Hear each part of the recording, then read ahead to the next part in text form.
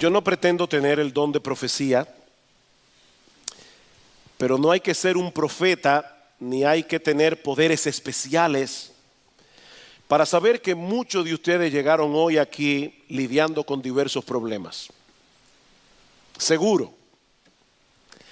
Y en el caso de algunos, tal vez luchando fuertemente con la ansiedad, con el temor, aún con la amargura, el descontento, la depresión. Alguien decía que los que le predican al dolor nunca les faltará auditorio. Aquellos que le predican al dolor y la aflicción nunca les faltará auditorio. Porque todos tendremos que experimentar las dificultades de vivir en un mundo caído, en un mundo donde las cosas no son como debieran ser. Y no importa si eres rico o pobre, si eres famoso o desconocido, no importa la etapa de la vida en que estás. Mis hermanos y amigos que están aquí hoy en la mañana, la tristeza y el dolor son las experiencias más democráticas de la vida humana. Y lamentablemente tenemos que reconocer que no siempre reaccionamos en una forma apropiada cuando estamos en medio de una situación aflictiva.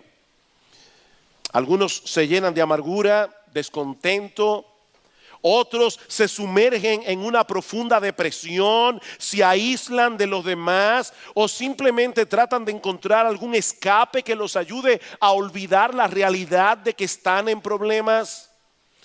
Bueno, yo quiero en esta mañana mostrarles que hay una alternativa completamente diferente. Al ver a Jesús actuando en los diversos episodios que nosotros encontramos en el capítulo 1 del Evangelio de Marcos, les pido por favor que abran sus Biblias en Marcos capítulo 1 y en la mañana de hoy estaremos viendo un pasaje bastante extenso, los versículos 21 al 45. Marcos capítulo 1 para continuar nuestra serie de mensajes expositivos en el Evangelio de Marcos. No es mi intención obviamente detenerme en cada detalle de este pasaje tan extenso, sino más bien considerar de forma general la autoridad y el poder del Señor Jesucristo manifestándose de diversas maneras en este pasaje, comenzando con su enseñanza en la sinagoga de Capernaum, versículo 21. Y entraron en Capernaum y los días de reposo entrando en la sinagoga enseñaba. Y se admiraban de su doctrina porque les enseñaba como quien tiene autoridad y no como los escribas. Capernaum era un puerto marítimo en el noroeste de Galilea, en donde el Señor estableció por lo menos durante un tiempo su cuartel general durante su ministerio en esta región. Tanto así que Mateo se refiere a Capernaum en una ocasión como la ciudad del Señor, Mateo 9:1. Como vimos en el mensaje anterior, el Señor acaba de reclutar a 2 pares de hermanos como sus primeros discípulos. ¿Recuerdan quiénes eran? Pedro y Andrés, Juan y Jacobo. Y dice en el versículo 21 que todos ellos se fueron a Capernaum, y ahora voy a leer de la versión de las Américas. Dice, e inmediatamente que llegó el sábado, entró en la sinagoga y comenzó a enseñar. ¿Y qué era la sinagoga? Bueno, era el lugar donde los judíos se reunían, aquellos que vivían fuera de la ciudad de Jerusalén, que era donde estaba el templo, para adorar y estudiar las escrituras en el día de reposo, es decir, en el día sábado. En el resto de la semana las sinagogas funcionaban como escuelas o como tribunales donde se juzgaban los casos menores. Y el culto en la sinagoga en el día sábado era muy similar al de las iglesias cristianas en el día de hoy. Luego de la lectura de las escrituras, el líder de la sinagoga seleccionaba una persona calificada, no tenía que ser un sacerdote, no tenía que ser un rabino necesariamente, podía ser un laico que enseñara el contenido del pasaje que se acababa de leer. Y en la providencia del Señor, ese día el líder de la sinagoga escoge a Jesús. Nosotros no sabemos cuál fue el contenido de sus enseñanzas, Marcos no lo revela, pero él sí resalta la reacción que la enseñanza de Cristo provocó. Versículo 22, otra vez, se admiraban de su doctrina. Se admiraban de su doctrina. Esta palabra transmite la idea de ese tipo de asombro que sacude a las personas, ese asombro que las saca de su estado normal. ¿Alguna vez han tenido una impresión así? Que usted no sabe qué pensar ni qué decir. La gente estaba atónita, sobrecogida, boquiabierta, confundida, porque nunca en su vida habían escuchado a nadie enseñar las escrituras de esa forma. Marcos dice que él enseñaba como quien tiene autoridad. Y añade esta nota, no como los escribas eran los profesionales intérpretes de la ley. Los escribas tenían una autoridad de segunda mano.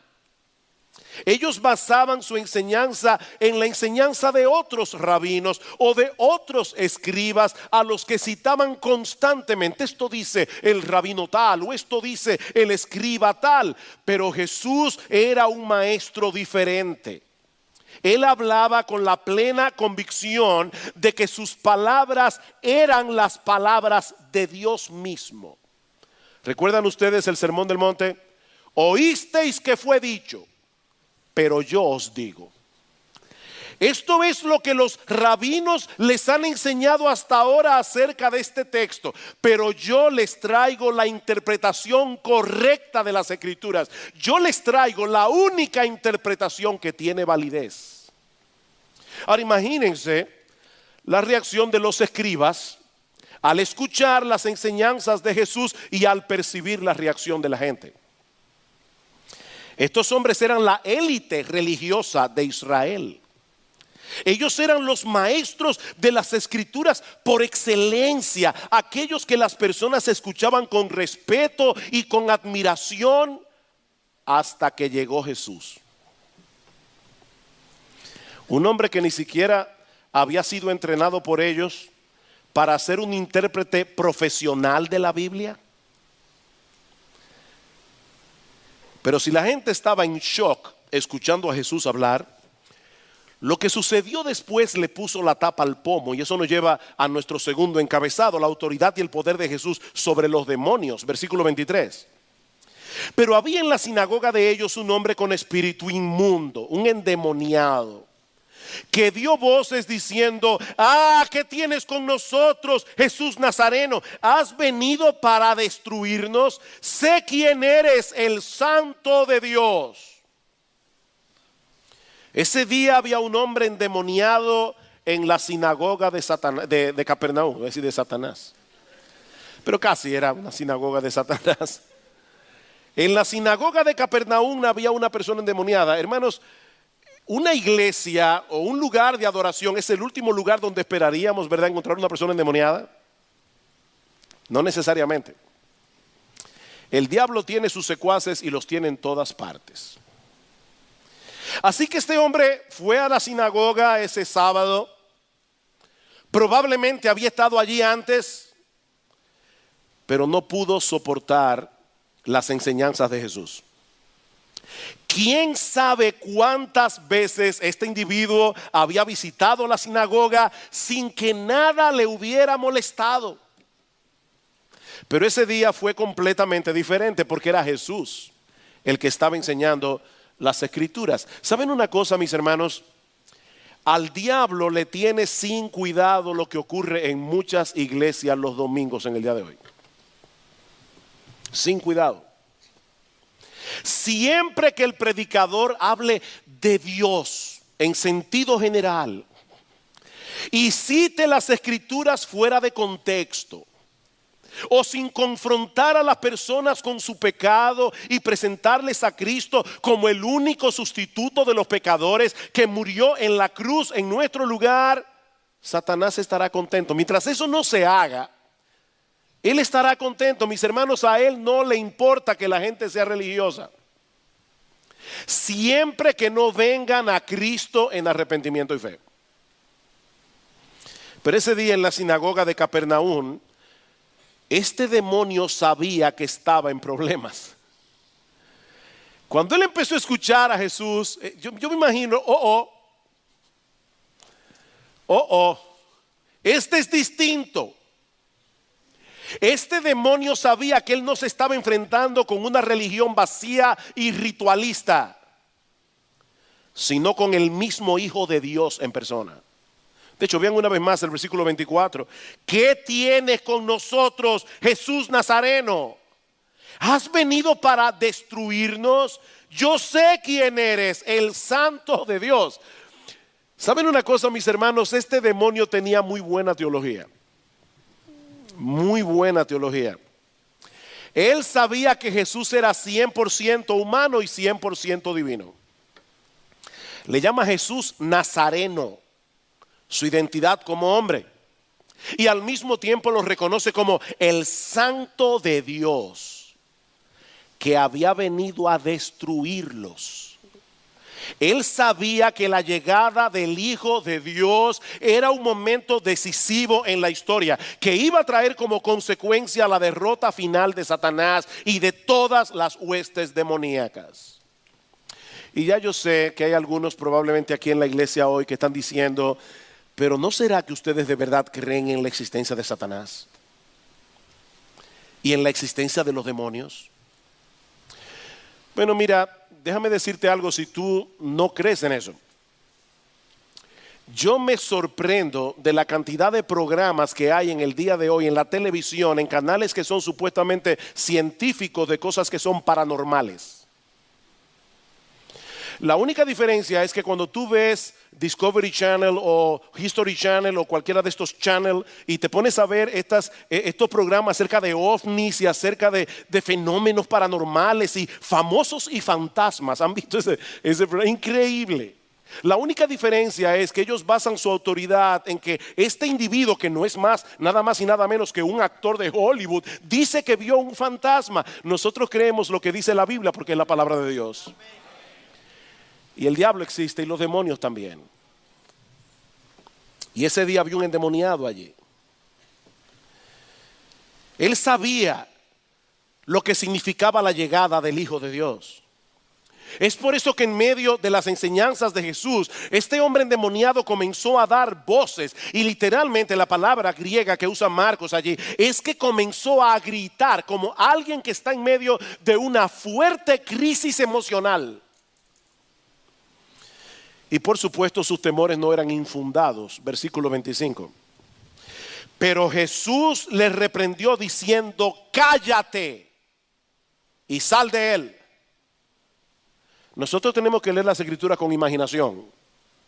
Por favor, no se imaginen a Jesús enfrentando, ¿verdad? Ese Jesús que pintan los pintores renacentistas, que tiene una cara muy buena gente, que es muy bonito y a veces hasta afeminado, diciéndole a este demonio, cállate. No, tenemos que leer las escrituras tal cual fue. Es que Jesús miró a este hombre cara a cara y le dijo al demonio, cállate la boca y sal de él inmediatamente. Jesús nunca aceptó que el diablo le diera publicidad. Y eso lo vemos en el Evangelio de Marcos una y otra vez. Siempre hacía callar a los demonios. Así que Jesús le ordena a este demonio callarse la boca y salir de este hombre. Y esas simples palabras fueron suficientes para que el demonio lo obedeciera inmediatamente. Versículo 26. Y el espíritu inmundo, sacudiéndole con violencia y clamando a gran voz, salió de él. Los demonios reconocen quién es Jesús y obedecen a Jesús, a pesar de que lo aborrecen con todas las fibras de su ser. Ellos no tienen más opción que obedecerles. Y mis hermanos, lo que yo quiero poner en vuestras mentes y en vuestros corazones en esta mañana es que ese es el Salvador en quien descansa nuestra salvación. Ese es nuestro Salvador, el mismo que decidió voluntariamente poner a un lado su poder y su autoridad para morir por nosotros en la cruz del Calvario. Y de nuevo, Marcos quiere que nosotros veamos la reacción que esto provoca en la gente. Versículo 28. 27. Y todos se asombraron de tal manera que discutían entre sí diciendo: ¿qué es esto? En una manera instintiva cada uno de ellos comenzó a hablar con su vecino: ¿pero qué es esto? ¿Qué nueva doctrina es esta? Que con autoridad manda aún a los espíritus inmundos y le obedecen. Y muy pronto se difundió su fama por toda la provincia alrededor de Galilea. Los judíos estaban familiarizados hasta cierto punto con la práctica del exorcismo, el sacar fuera demonios. Pero las personas que pretendían hacer ese tipo de cosas usaban fórmulas y encantamientos para expulsar a los demonios supuestamente. Pero eso no fue lo que hizo Jesús. Eso no fue lo que hizo Jesús. Él simplemente mandó y el demonio obedeció. Cállate y sal de él. Así de sencillo. La palabra que sale de su boca fue la misma que creó y sostiene el universo, a la que ni siquiera los demonios se pueden resistir. ¿Ustedes recuerdan aquel episodio que se narra en los evangelios de Mateo y de Lucas? No aparece en Marcos. De un centurión que le pidió a Jesús que sanara a su criado, a uno de sus criados que estaba gravemente enfermo. Los centuriones eran comandantes del ejército romano que tenían bajo su cuidado, bajo su mando, una centuria. Y una centuria estaba compuesta por 80 soldados. Y este centurión, este hombre de autoridad, viene a Jesús y le pide que sane a su criado. Jesús le dice: yo iré y le sanaré. Pero él responde con estas famosas palabras: Señor, no soy digno de que entres bajo mi techo. Solamente di la palabra y mi criado sanará, porque también yo soy hombre bajo autoridad y tengo bajo mis órdenes soldados. Y a este digo: ve y va, y al otro: ven y viene, y a mi siervo: haz esto, y lo hace. ¿Saben lo que este hombre le está diciendo a Cristo? Señor, tú tienes autoridad sobre todas las criaturas, sobre todos los elementos del universo. Cuando tú das una orden, toda la creación te obedece, así como cualquiera de mis soldados o cualquiera de mis criados responde a las órdenes que yo doy. Nada ni nadie puede resistir tu voz de autoridad. Eso es lo que el centurión le está diciendo. Es por eso que Jesús se asombra al ver la fe de este hombre que ni siquiera era judío. Dice: al oírlo Jesús se maravilló y dijo a los que le seguían: de cierto os digo que ni aún en Israel he hallado tanta fe.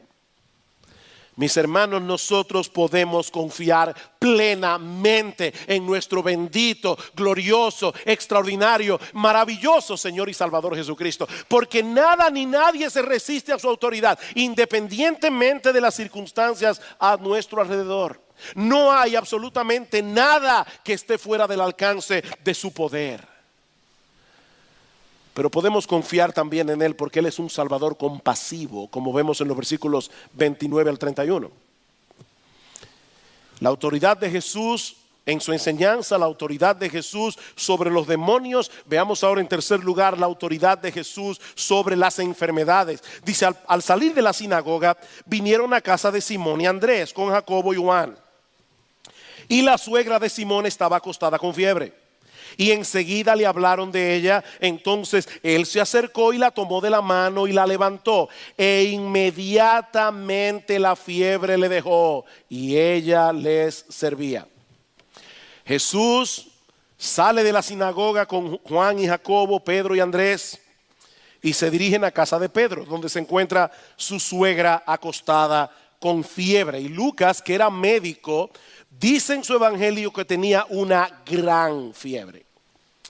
Por supuesto, una nota al margen aquí: de más está decir que Pedro era casado, ¿verdad? Porque no hubiera podido tener suegra. Yo sé que a algunos le encantaría tener esa, ¿verdad?, ese negocio de tener esposa y no tener suegra, pero eso es otro tema. El punto es que Pedro evidentemente, ¿verdad?, era un hombre casado. Y de hecho, tal parece que se llevaba bien con la suegra, porque dice que de inmediato él llegó a la casa, le hablaron al Señor para que la sanara. No dijo déjala así. No, él quiso que la suegra se sanara. Y hermanos, de nuevo es sorprendente la sencillez con que Marcos narra este milagro de sanidad. A mí me sorprende. Si fuéramos nosotros escribiendo esta historia, nos encantaría añadir detalles que hicieran esto bien sorprendente, pero Marcos lo dice con tal sencillez. Dice que Jesús la tomó de la mano, la levantó y de inmediato le dejó la fiebre y ella les servía. Nosotros no sabemos si la suegra de Pedro tenía una infección, si era un ataque viral, si era alguna otra enfermedad, pero así como el demonio obedeció de inmediato la orden de Jesús, el cuerpo de esta mujer reaccionó a su poder y autoridad. Solo Jesús habló y todo en el cuerpo, y los que son médicos aquí pueden imaginarse todo el proceso, ¿verdad? Todo en el cuerpo de esta mujer comenzó a recomponerse. La fiebre desapareció de inmediato y ella no tuvo que guardar cama de convalecencia. No. De inmediato su vigor volvió a ella. De una vez se levantó de la cama y comenzó a servirle. ¿Cuándo fue la última vez que tú tuviste fiebre? ¿Tú recuerdas cuando la fiebre se va, que uno queda apaleado? Jesús sanó a esta mujer y ella saltó de inmediato de la cama y comenzó a servir. Ahora recuerden que los evangelios son biografías teológicas. Ese es un término que yo quiero grabar en vuestra mente. Los evangelios son biografías teológicas. Todo lo que Marcos incluye en su evangelio tiene el propósito de mostrarnos algo acerca de la persona y de la obra, de la misión de Jesús. Así que no debemos desconectar lo que Marcos está narrando en estos versículos de lo que vimos hace unos domingos atrás. Los versículos 14 y 15, cuando el Señor comenzó su ministerio en Galilea. Dice que el Señor llegó a Galilea predicando el evangelio del reino de Dios, diciendo: el tiempo se ha cumplido, el reino de Dios se ha acercado. Perdón. De manera que todo ese despliegue del poder y la autoridad de Jesús sobre los demonios, sobre las enfermedades, no es más que un anticipo de lo que sucederá cuando el Señor establezca finalmente su reino en la tierra. Ese reino ya fue inaugurado con la llegada de Jesús, pero será definitivamente consumado en su segunda venida. Y esto es solo un anticipo. Mis hermanos, va a llegar el día en que Dios enjugará toda lágrima de nuestros ojos, como dice Juan en Apocalipsis 21, y ya no habrá muerte, ni habrá más llanto ni dolor, porque las primeras cosas pasaron. De manera que todos esos milagros nos mueven a mirar hacia el futuro con esperanza. Miren lo que sucedió cuando el Rey de Reyes se introdujo en la historia, es lo que Marcos nos está diciendo. Imagínense cómo será cuando su poder y señorío hayan erradicado de la tierra todas las consecuencias terribles que vinieron por causa del pecado. Piensen otra vez en la suegra de Pedro. Ella estaba débil y enferma, momentáneamente inutilizada por la fiebre, hasta que llegó Jesús y la restauró. Como dice Sinclair Ferguson, este milagro nos da un breve vistazo de lo que sucederá cuando venga el reino de Dios en su forma final al regreso de Cristo. Él vendrá y restaurará el mundo bajo su autoridad. Ahora, recuerden también que todo esto estaba sucediendo en el día de reposo. No olviden eso. Estamos todavía en el mismo día cuando Jesús fue a la sinagoga, cuando predicó la palabra, cuando sacó el demonio, fue en el mismo día. Los judíos guardaban el día de reposo de puesta de sol del viernes a puesta de sol del sábado. Y una de las reglas que los rabinos habían impuesto para guardar correctamente el día del Señor es que nadie podía llevar cargas, ni siquiera para ayudar a otros en necesidad. Para que ustedes tengan una idea, y nosotros hemos dicho esto antes, cuando un fariseo, que eran bien estrictos en guardar la ley, salía de camino el día de reposo y caía un aguacero, según los rabinos, este hombre debía quedarse allí de pie esperando que la ropa se seque, porque caminar con una ropa mojada era una carga. No se podía usar caja de dientes en sábado porque era una carga. Eran bien estrictos. Eso nos permite entender lo que Marcos sigue diciendo en el versículo 32. Cuando llegó la noche, y él aclara, luego que el sol se puso, o sea, ya terminó el día de reposo, le trajeron todos los que tenían enfermedades y a los endemoniados. O sea, ellos esperaron, terminó el día de reposo, ahora podemos llevar cargados a nuestros enfermos para que Jesús los sane. Y toda la ciudad se agolpó a la puerta y sanó a muchos que estaban enfermos de diversas enfermedades y echó fuera muchos demonios y no dejaba hablar a los demonios porque le conocían. Con todo lo que había sucedido hasta este momento, la fama de Jesús se había esparcido como un reguero de pólvora. Así que muchísima gente se acerca a la casa al final del día de reposo, trayéndole personas enfermas, y debemos suponer que allí había todo tipo de enfermedad, muchos que estaban siendo oprimidos por demonios, a los cuales Cristo no les permitía hablar. En el pasaje paralelo del Evangelio de Lucas dice que muchos demonios salían dando voces diciendo: tú eres el Hijo de Dios. Pero él los reprendía y no les dejaba hablar porque sabían que él era el Cristo. Ven una vez más, hermanos, los demonios tienen buena teología. Ellos conocen perfectamente quién es Jesús, pero no por eso se someten gozosa y voluntariamente a su autoridad y señorío. Por eso es que Santiago dice en Santiago capítulo 2 versículo 19: ¿tú crees que Dios es uno? Bien haces, pero los demonios también creen y tiemblan. Hay muchas personas que tienen la fe de los demonios. Ellos saben quién es Jesús, ellos saben que Jesús es el Mesías, pero ellos no se someten a Jesús. ¿Qué tan grave eran los enfermos que traían al Señor Jesucristo? O sea, eran personas que tenían una fiebre como la suegra de Pedro, que tenían un dolorcito de cabeza, porque el texto dice diversas enfermedades. Bueno, para que tengamos una idea del tipo de enfermos que Jesús sanaba, en los versículos 40 al 42 tenemos la sanidad de un leproso. Y vino a él un leproso rogándole e hincando la rodilla. Y le dijo: si quieres, puedes limpiarme. Y Jesús, teniendo misericordia de él, extendió la mano y le tocó. Y le dijo: quiero, sé limpio. Y así que él hubo hablado, al instante la lepra se fue de aquel y quedó limpio. La lepra ha sido casi totalmente erradicada en Occidente, pero en los días del Señor era una enfermedad muy temida, no solamente por las consecuencias físicas, y no voy a entrar aquí en detalles, pero es terrible padecer de lepra, sino también por las connotaciones sociales de la lepra. Los leprosos eran totalmente apartados de la sociedad, totalmente apartados de sus familias. Ningún judío se atrevía a tocar a un leproso, no solo por temor a contagiarse, sino también porque el contacto con algún enfermo de lepra traía como consecuencia impureza ceremonial.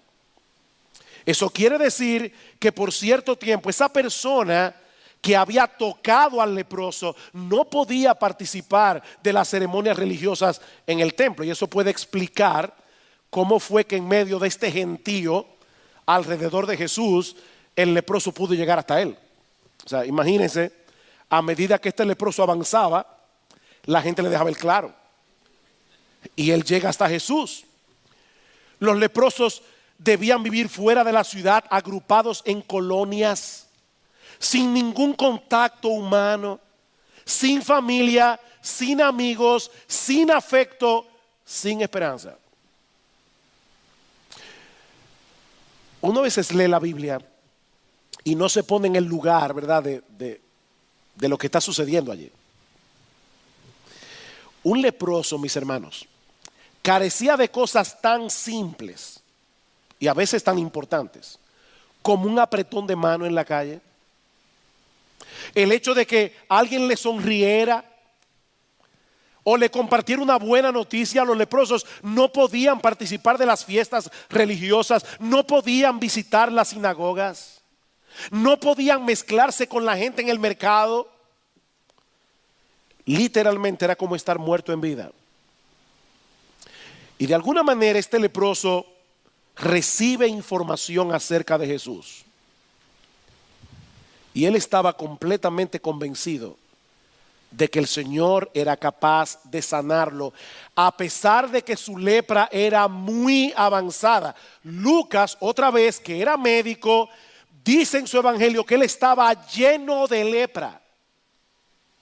Su condición era terrible, pero ¿saben qué, mis hermanos? La fe que él tenía en Jesús era más grande que su enfermedad. Versículo 41. 40. Señor, si quieres, puedes limpiarme. Si quieres, puedes limpiarme.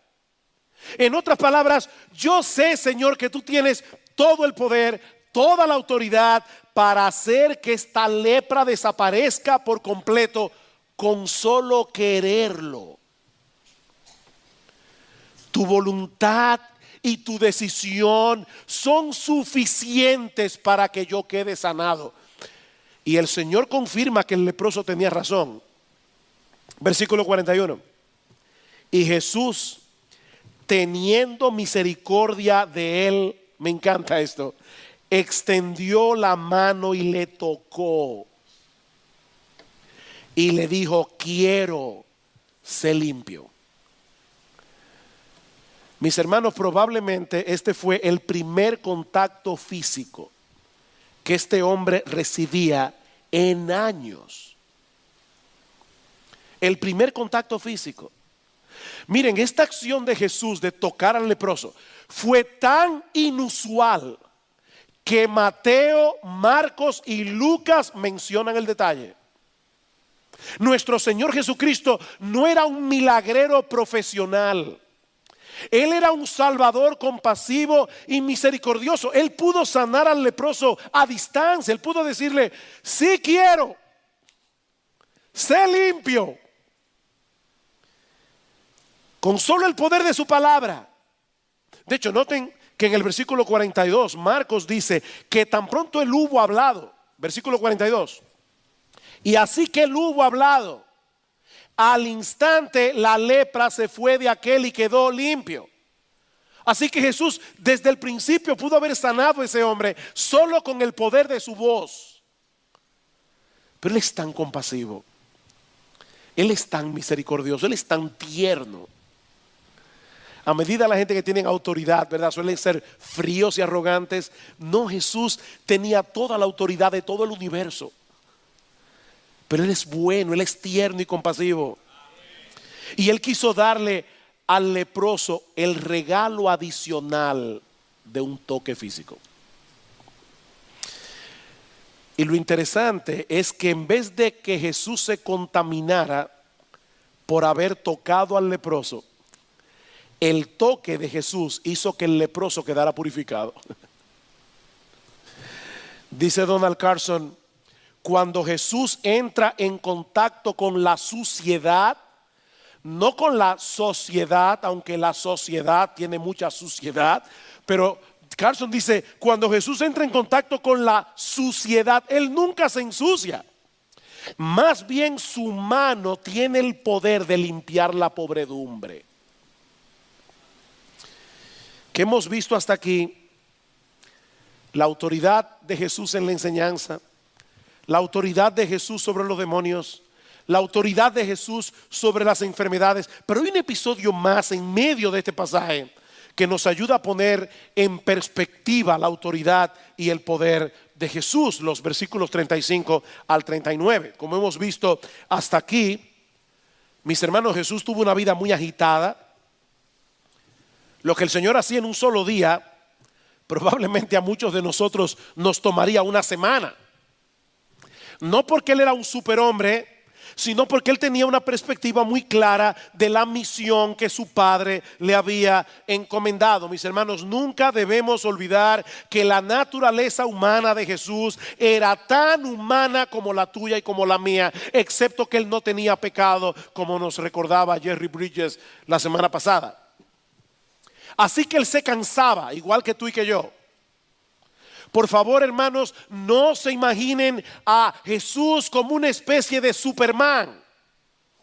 Él era un ser humano como tú y como yo, pero él vino a hacer la voluntad de su Padre y esa determinación gobernaba su vida, esa determinación gobernaba su agenda. Versículo 35. Levantándose muy de mañana, siendo aún muy oscuro, salió y se fue a un lugar desierto y allí oraba. El Señor nunca permitió que las presiones de la gente, ni siquiera las necesidades legítimas de los demás, estorbaran su comunión con su Padre Celestial. No solo porque él amaba a su padre, él amaba estar con su padre, sino también porque él sabía que él no podía llevar a cabo la obra que se le había encomendado a menos que dependiera de él en oración. Y yo creo que Dios le está diciendo algo a Iglesia Bíblica del Señor Jesucristo. La semana pasada Eduardo predicó en la noche y habló en Efesios capítulo 6 acerca de la oración. Mis hermanos, Cristo, Jesús, el Hijo de Dios encarnado, él dependía de su Padre en oración y tenía una agenda muy ocupada. Yo no sé si ustedes son como yo, pero debo confesar, mis hermanos, que muchas veces, más de lo que yo quisiera, me he visto a mí mismo orando apresuradamente, incluso más vergonzoso todavía, dejando de orar porque tengo muchas cosas que hacer. Cuando, mis hermanos, debiera ser al revés. Es precisamente cuando estamos más ocupados, cuando tenemos la agenda más llena, que necesitamos depender más de Dios en oración. Imagínense a un jardinero dejando de amolar sus tijeras porque está demasiado ocupado para perder el tiempo haciendo eso. ¿Saben lo que va a suceder? Que va a perder más tiempo y energía haciendo un trabajo mediocre por no contar con los instrumentos adecuados. Muchas veces escucho a los creyentes decir, mira, pastor, yo sé que yo debo leer mi Biblia, yo sé que yo debo orar, yo sé que yo debo apartar ese tiempo cada mañana para estar a solas en comunión con Dios, pero créame, pastor, yo no tengo tiempo. Miren, hermanos, yo creo que en la mayoría de los casos no es falta de tiempo. Yo creo que es un problema de prioridad. Un problema de prioridad que revela al mismo tiempo un problema del corazón. Nosotros sacamos el tiempo para lo que nos parece importante. Y nosotros sacamos el tiempo para hacer lo que más nos gusta hacer. ¿O no es verdad? Por eso decía John Piper que si el Facebook existe para algo, es para probar en el día del juicio que no era verdad que los cristianos no teníamos tiempo para hacer lo que teníamos que hacer. Si el Facebook sirve para algo, es para eso. El Señor Jesucristo sacaba tiempo en su apretadísima agenda para tener comunión con su Padre. ¿Saben por qué? Porque eso no era para él una cosa más en una lista de deberes. No, el deseo de estar con su Padre gobernaba su agenda porque era lo que gobernaba su corazón. Miren, después de un día como el que Jesús pasó el día anterior a este, yo creo que cualquiera de nosotros se hubiera convencido a sí mismo, por lo menos yo lo hubiera hecho, de que tenía derecho a quedarse más tiempo en cama, ¿verdad? Miren, uno lee que el Señor sanó a muchas personas y sacó muchos demonios. Por favor, recuerden que Cristo era un Salvador compasivo y misericordioso. O sea, el Señor entraba en contacto con la gente. O sea, Él no se paró en la casa de Pedro y Juan y dijo, pónganse en fila de 15. ¡Fua! Sanados. ¡Fua! O sea, no. El Señor trataba con cada enfermo. El Señor trataba con cada endemoniado. Y eran muchos.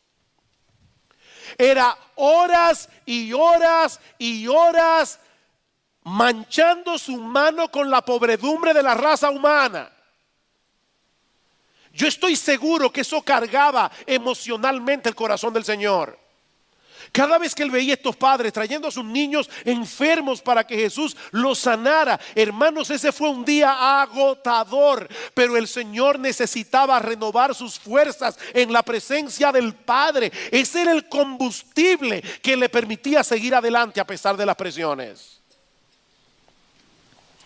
Siendo aún muy oscuro, probablemente entre las 3 y las 6 de la mañana, que era la última vigilia de la noche, Jesús se levantó de la casa, no molestó ni a Pedro, ni a Juan, ni a Santiago, ni a Andrés, ni a la suegra de Pedro, y se fue a un lugar desierto. Y es interesante notar que los apóstoles sabían dónde él estaba.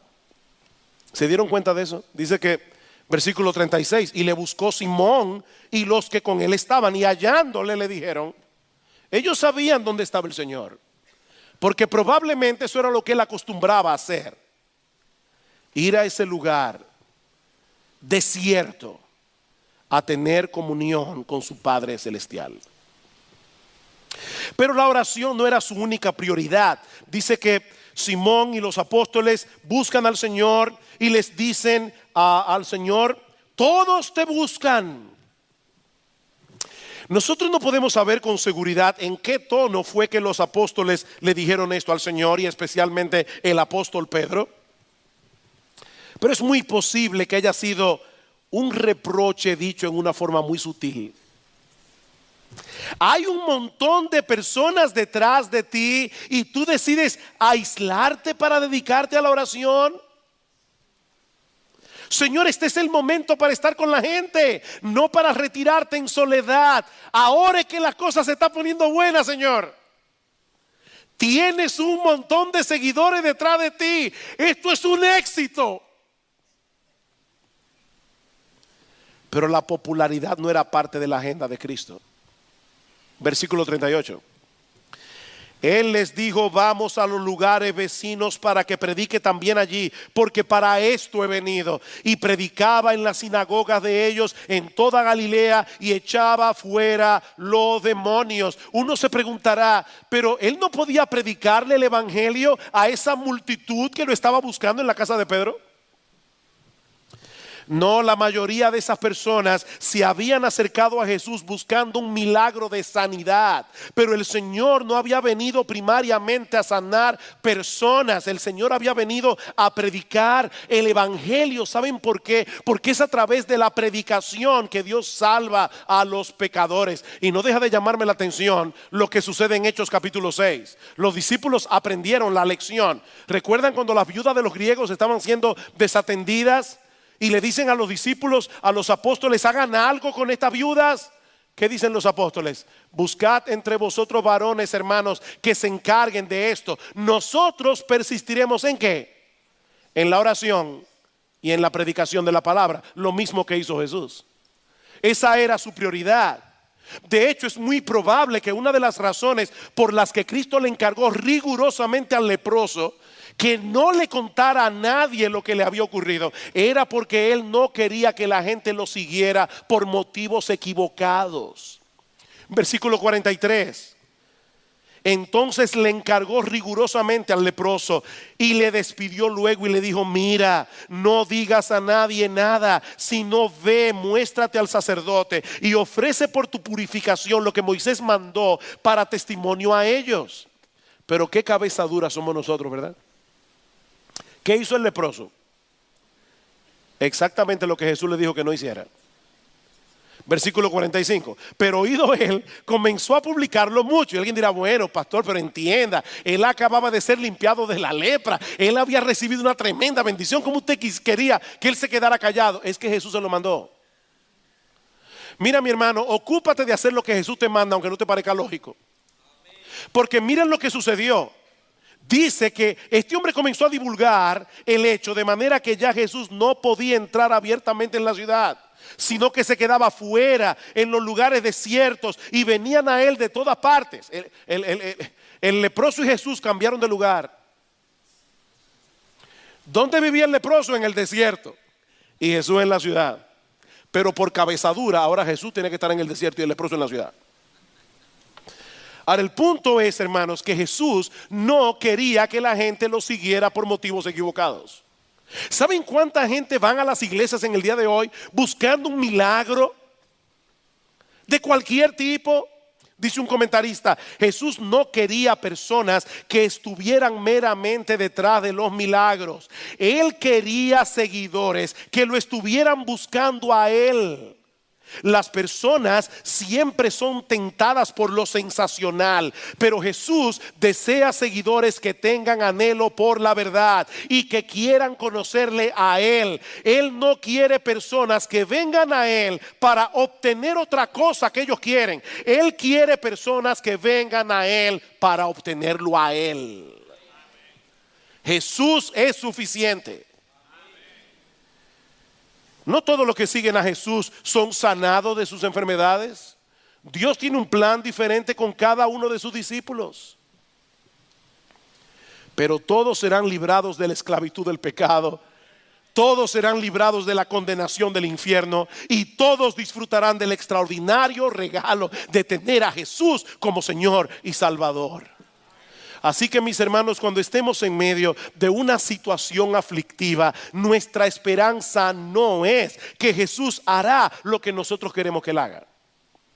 No, nuestra esperanza es que Él hará lo que Él sabe que es lo mejor para nosotros. Como dice John Piper, vamos a tener todo lo que necesitamos en esta vida. Ay, qué bueno, amén. Vamos a tener todo lo que necesitamos en esta vida, incluyendo cosas dolorosas que son necesarias para llevarnos a la gloria. Es necesario que a través de muchas tribulaciones entremos en el reino de Dios. Mis hermanos, nosotros tenemos un gran Salvador en el que podemos confiar plenamente en medio del dolor y la aflicción. Él tiene poder y autoridad absolutos sobre todas las criaturas y cosas. Nadie puede impedir que Él lleve a cabo lo que Él se ha propuesto hacer en nuestras vidas. Nadie. Aunque nosotros muchas veces no podamos entender lo que Él está haciendo. Y de verdad que la verdad es que la mayoría de las veces nosotros no entendemos lo que Él está haciendo. Y seamos honestos, muchas veces no nos gusta lo que Él está haciendo. Pero Él es Jesús. Y Él sabe lo que hace. Él sabe lo que hace. Mis hermanos, Él está sentado en su trono. Él está sentado en su trono, gobernando todas las cosas. Para su gloria, para la expansión de su reino, para el cuidado de su iglesia, para bendecir a cada uno de aquellos a quienes Él compró con el precio de su sangre. Tú eres precioso a los ojos de Jesús. Y Él no está lejos, Él está ahí. Él está ahí. Él no bendice a control remoto. Él está ahí, al lado tuyo. Ese es nuestro bendito, glorioso y extraordinario Señor y Salvador Jesucristo. Y si tú estás aquí sin Cristo en esta mañana, mi amigo, tú necesitas venir a Cristo, pero debes venir por las razones correctas. Debes venir por las razones correctas. Él tiene todo el poder y autoridad, como hemos visto hoy, pero aún así Él decidió hacerse hombre para morir por pecadores y pagar nuestra deuda con la justicia de Dios. Mi amigo, si hay algo que tú necesitas en esta mañana, que tú necesitas, no es opcional. Si hay algo que tú necesitas en esta mañana, es venir a Cristo en arrepentimiento y fe. No para sanarte de alguna enfermedad, no para enderezar tu matrimonio, no para resolver tus problemas financieros. Tú necesitas que Él te salve de la esclavitud y de la condenación del pecado. Tú necesitas reconciliarte con Dios, confiando únicamente en Él y en su obra redentora. ¿Saben lo que sucedió con la mayoría de las personas en la ciudad de Capernaum? Que escucharon ese día las enseñanzas del Señor Jesucristo, que vieron sus milagros. ¿Saben lo que sucedió? Nada. Absolutamente nada. Ellos siguieron con sus vidas como si nada hubiera pasado. De hecho, más adelante Jesús va a decir: Capernaum, Capernaum, que hasta el cielo fuiste levantada, hasta el Hades serás abatida. Porque si en Tiro y en Sidón se hubieran hecho los milagros que en ti se hicieron, hace tiempo que se habrían arrepentido en silicio y en ceniza, pero ellos siguieron siendo indiferentes. Y eso es exactamente lo que sucede en muchas iglesias en el día de hoy. Las enseñanzas de Jesús continúan siendo escuchadas a través de la predicación de su palabra, pero muchos están tan ocupados en las cosas importantes de la vida que no prestan atención. Mañana vuelven a sus afanes y el impacto de la palabra de Dios en sus corazones se desvanece. Pero mi amigo, eso no tiene que ser así. Mi amigo, eso no tiene que ser así. Ven a Cristo y ven ahora. Pastor, ¿qué hago? Allí donde estás sentado, pídele a Jesús que te salve, pídele que perdone tus pecados, pídele que transforme tu corazón, aún pídele que te dé arrepentimiento y fe. Señor, mi corazón está duro, por favor dame tú arrepentimiento y fe, porque dice la Escritura que Él es un gran Salvador que puede darle a su pueblo arrepentimiento y perdón de pecados. Pídeselo a Jesús, pídele que te salve. Él sigue siendo un Salvador poderoso y compasivo, y Él ha prometido no desechar a nadie que venga a Él clamando por misericordia y perdón. Nadie será desechado. Ven a Cristo y ven ahora. Todos tus pecados serán perdonados. Y hoy, Él te dará gratis, de pura gracia, el don de la vida eterna.